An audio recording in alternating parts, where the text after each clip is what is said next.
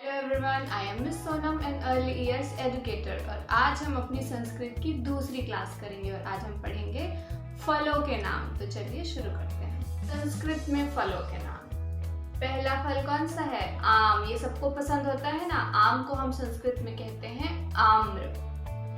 दूसरा फल है सेब। सेब को हम कहते हैं सेवम या सेवम। क्या कहते हैं? सेवम। तीसरा फल है केला। केला को हम कहते हैं कदलिका। ये कौन सा फल है? इसको क्या कहते हैं हिंदी में? तरबूज। और संस्कृत में कहते हैं कालिंगम।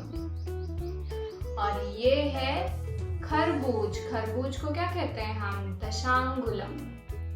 अगला फल देखते हैं। अगला फल है नारियल। नारियल को हम कहते हैं नारिकेलम।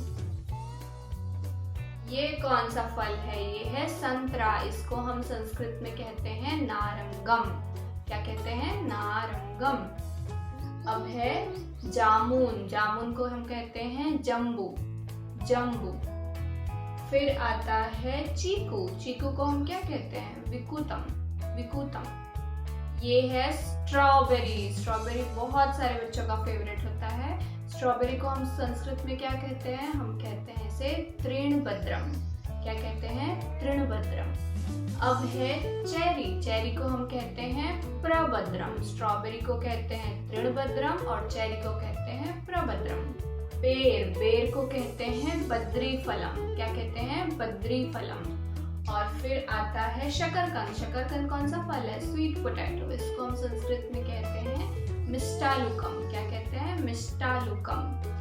फिर आता है आंवला। आंवला को कहते हैं हम आमलकलम। आमलकम। आमलकम।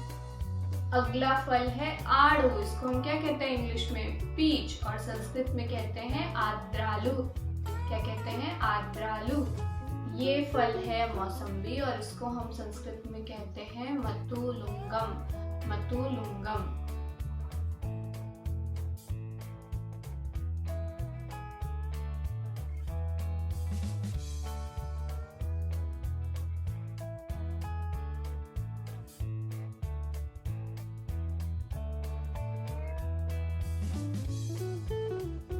That's it for today. See you in the next video. Bye bye.